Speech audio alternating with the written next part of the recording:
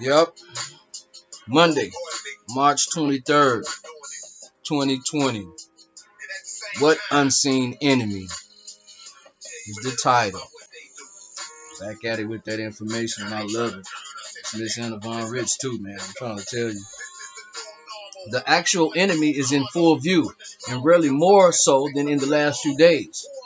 Its name is the National Security Council, an unelected, unaccountable, self-interest bunch of commissars that got installed by Harriet Truman, following FDR's lead, of course, to control the economy and coordinate defense of their action by the military during the 1946 reconstruction of everything, and then simply stayed on to enrich themselves and manipulate and control things to enhance their own security.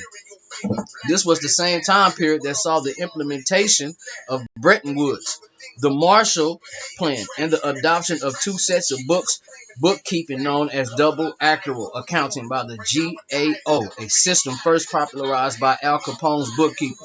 This is when the municipal IRS joined the territorial Internal Revenue Service effort to terrorize and pillage American businesses and working people. And you thought that Warren Buffett was just so smart.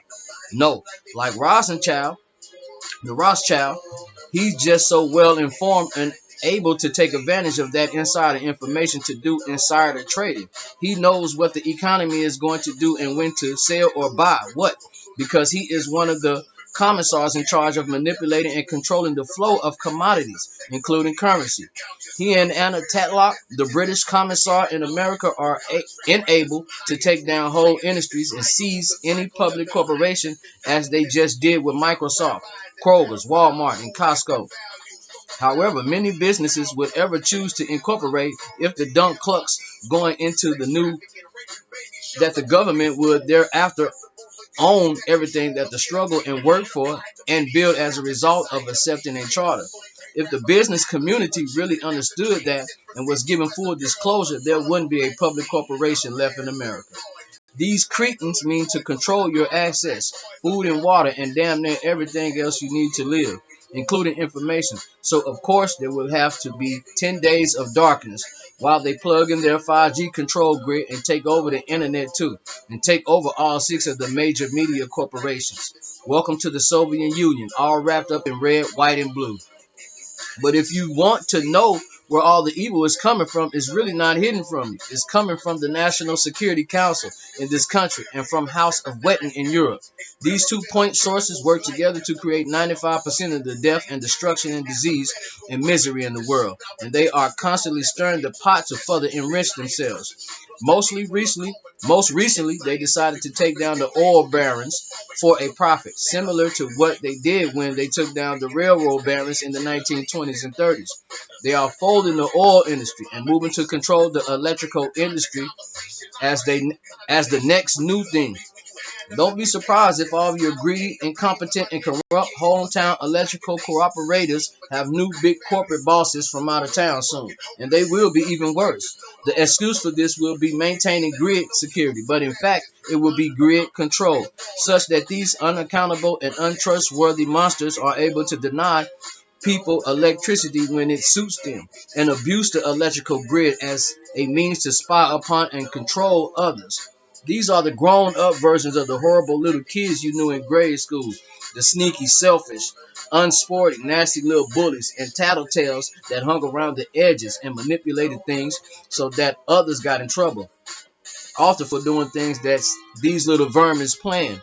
What we should do is just save ourselves a lot of trouble and get rid of them. Arrest a couple hundred evil people at the top of the European and American food chains and be done. If they had any honor or sense of what is good for this planet or even what is ultimately good for themselves, they'll leave quietly and let life go on unhindered by their manipulating, hoarding, inciting, trader, commodity rigging, and enslavement activities. But as the good of the planet or anyone on its foreign concept to them, there is a little hope that they will vacate without the use of cattle prods and lasers. Some of these charters really are inhabited by demons, just like in the Bible, and they can be very dangerous, not because of what they are, mere shells that look human, but because of the demons, ETs, whatever, that live inside of them. They put on quite a show when concerned, but it doesn't matter. They still need to go, go, go. Obviously, anyone who will weaponize the common cold, that's what the coronavirus is more than 2 bricks short of a load. Yet that is what they have done in the name of national security. And that is what we are suffering all this disruption over. A hyped up version of the common cold. Obviously, to a British bug that was carried to China by a surgeon in the American military sanctioned at Fort Belvoir. A man who attended the World Games in Wuhan last October is definitely not a Chinese virus, and the Chinese government is not responsible for its existence nor its release. Once again, for the brain dead and deaf, the British Pure-Bright Institute owns the patent on the novel coronavirus, aka weaponized common cold. It was funded by DARPA and the Bill and Melinda Gates Foundation. Nobody else. It was carried to China, hopefully unwillingly, by an American serviceman stationed at Fort Belvoir. Patient one. Now, that's the actual truth of the matter, and the president needs to be informed so that he is, 1, no longer blaming it on China, 2, is playing with a full deck, and 3, has no plausible deniability for taking unjust actions predicated on misinformation. Warren Buffett and Ed Tadlock already dealt with Bill Gates by taking over Microsoft and sending him home to play Parcheesi, just as they dealt with GHWB and the oil industry.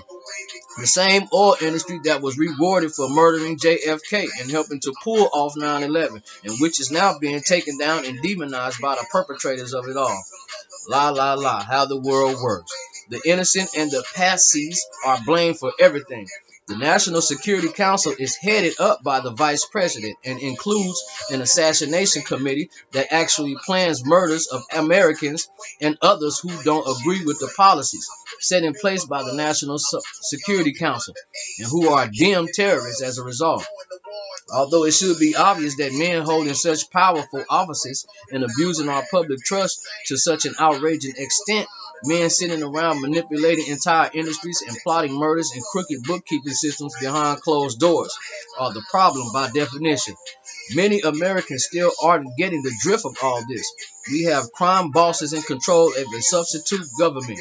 These people are masquerading as your government, when in fact they are substituting their foreign subcontractor for your government and the national security they are protecting is their own, not yours. They are in the process of seizing control of your very lives and manipulating all the sectors of the economy upon which you depend: electricity, water, food, information. And they are telling you that this is necessary and for your own good. But look at what they are actually doing. They are making false claims against your interests and assets. They caused this virus problem too, and they have been lying to you religiously since 1907. What they are proposing is just a rework of the same old crap on a different day. Instead of using your labor to back their debt, they propose to use the gold and silver that is owed to you to back their debt instead.